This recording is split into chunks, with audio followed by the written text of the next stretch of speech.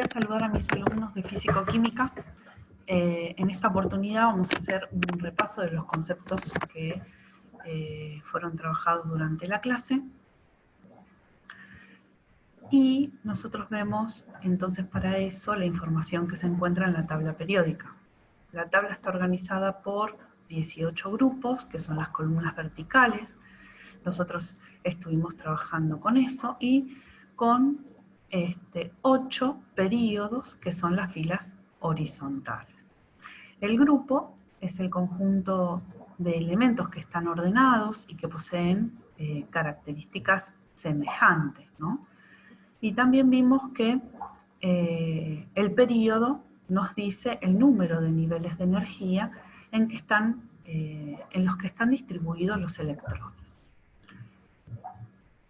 Existe un elemento de referencia que generalmente es el carbono o el hidrógeno. Y allí está la explicación de qué significa cada número o cada letra. Cuando nosotros vemos la tabla, tenemos un número atómico o Z que nos dice la cantidad de protones que tiene ese elemento, ¿no? Por otro lado tenemos un símbolo que está en distintos colores y que nos indica a nosotros el estado en el que se encuentra la materia, ¿no? Si hablamos de un líquido, si hablamos de un gas, si hablamos de un sólido. También está la representación de los gases inertes. En diferentes colores se encuentran representados. Bueno, siempre se escribe en imprenta mayúscula el símbolo, y si hay dos letras, la segunda letra va a ser en minúscula. Y acá tenemos el ejemplo del litio, ¿sí? Vemos que la primera letra se encuentra en mayúscula y que la segunda en minúscula. El símbolo deriva del nombre en latín, y acá vemos un ejemplo, Na, que es el sodio, que en latín es natium. O también tenemos K, que es el potasio, y que en latín es kalium. El nombre está en castellano. Nosotros tenemos que reconocer en la tabla periódica también la masa atómica, que está representada con la letra A, que indica la masa del núcleo, ¿no? La cantidad de protones más la cantidad de neutrones que se encuentran en el núcleo de ese elemento, ¿no? Bueno, casi siempre la masa atómica es un número decimal, que debemos redondearlo para tener un número entero, para trabajar con números enteros. Bueno, ¿cómo vamos a redondearlo? Debemos tomar solo el entero con 2 decimales. Por ejemplo, 12,28.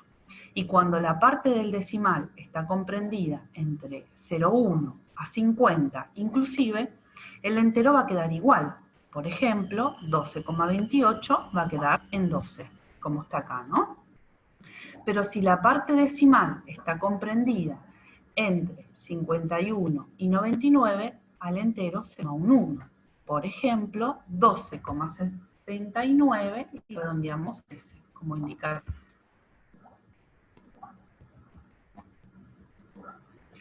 Bueno, como en ninguna parte de la representación del elemento en la tabla periódica nos dice la cantidad de neutrones que tiene este elemento, debemos hacer una resta sencilla entre la masa atómica y el número atómico, Z. A menos Z, por ejemplo, en el litio, tiene 4 neutrones, porque A es 7.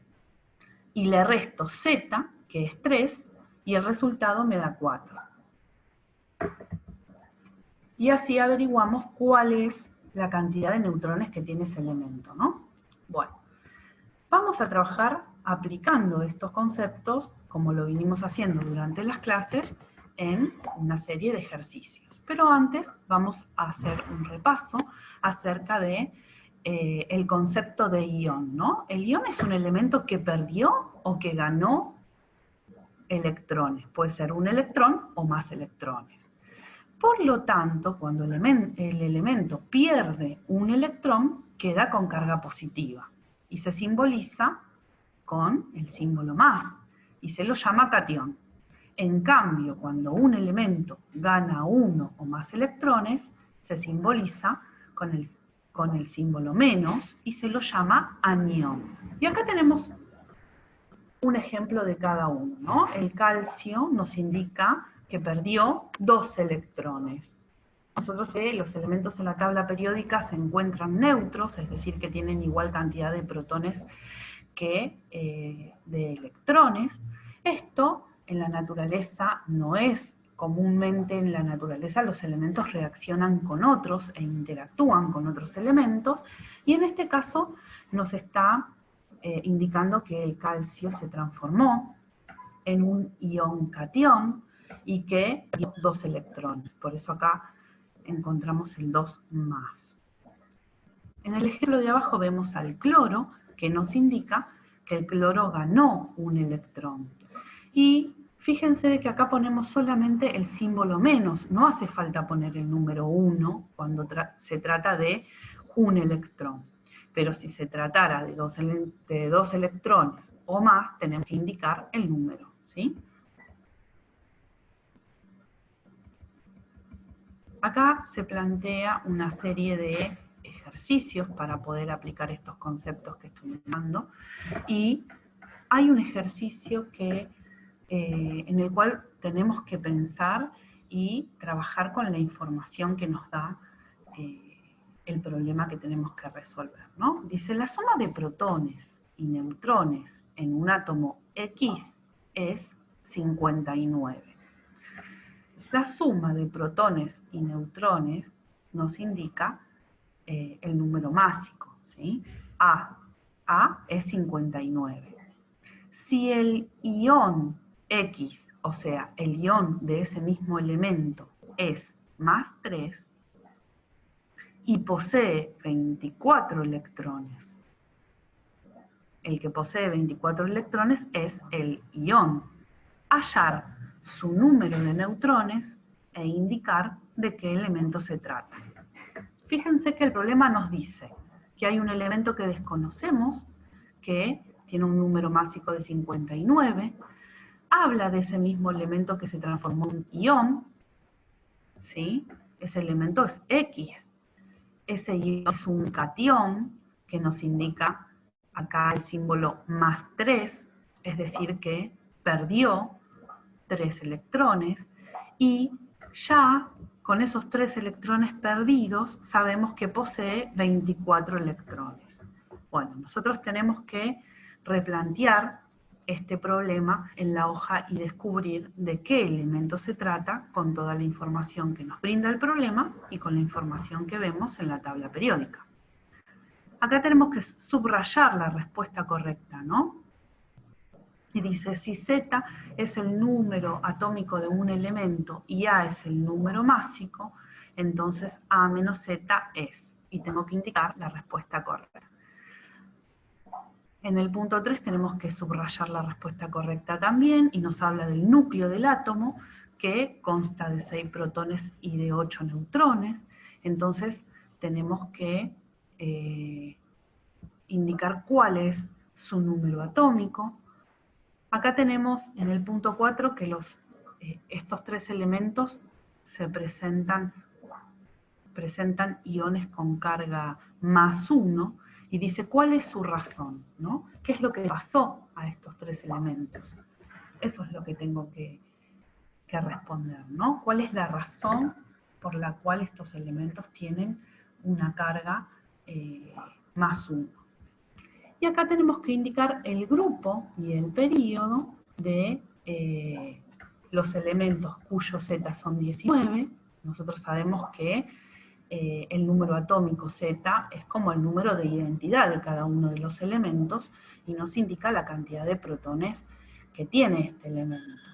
Con la información que nos da la tabla periódica ya sabemos, podemos averiguar de qué elemento se trata y señalar el grupo y el período de cada uno de ellos. Lo importante es trabajar con la tabla periódica y pensar qué es lo que nos está planteando el problema. Acá, que es el ejercicio, es la primera vez que trabajamos con un ejercicio como tal, y por lo tanto decidí hacer una explicación paso a paso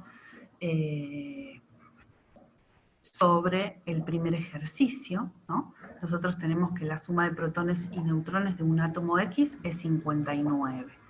Entonces, yo voy a ir planteando, escribiendo los datos que tengo para poder averiguar, ¿no? En primer lugar, debo plantear en una hoja los datos que tengo. La suma de protones y neutrones es 59. Entonces, A es 59. Represento al elemento con una X, como acá, y indico debajo el número 59, que es la masa atómica. Por otro lado, me dice que el ion de este mismo elemento, entonces es X, es más 3. Le pongo su carga, ¿sí? Y no me olvido de que su másico va a ser siempre el mismo, ¿no? Porque cuando un elemento se transforma en un ion, lo que me indica es que ganó o perdió electrones, pero la cantidad de neutrones y la cantidad de protones que tiene ese elemento va a ser siempre la misma, por lo tanto el número másico queda intacto. Cuando me dice que el ion es más 3, el dato que me da es que se trata de un catión, es decir, que este elemento tiene una carga positiva. ¿Por qué tiene una carga positiva? Porque el elemento perdió 3 electrones y quedó con carga positiva, más 3. El ion lo representé a la derecha y el elemento neutro a la izquierda, ¿sí? Si el ion que perdió 3 electrones tiene 24 electrones, entonces yo puedo comprender que el elemento neutro en su estado fundamental tiene 27 electrones, ¿sí? Es decir, antes de haberlos perdido. Entonces ya puedo saber de qué elemento se trata. Y recordar que los elementos en la tabla periódica entonces están neutros. Yo puedo buscar con ese número que averigüé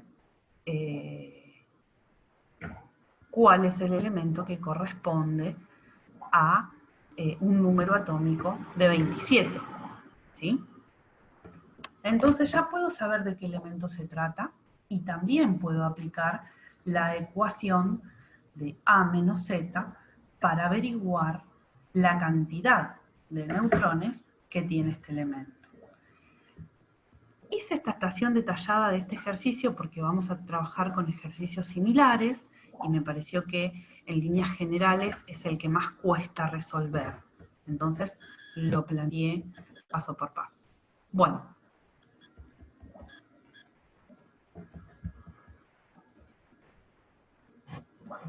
Vamos a dejar acá entonces en este videito y nos vemos en la próxima clase.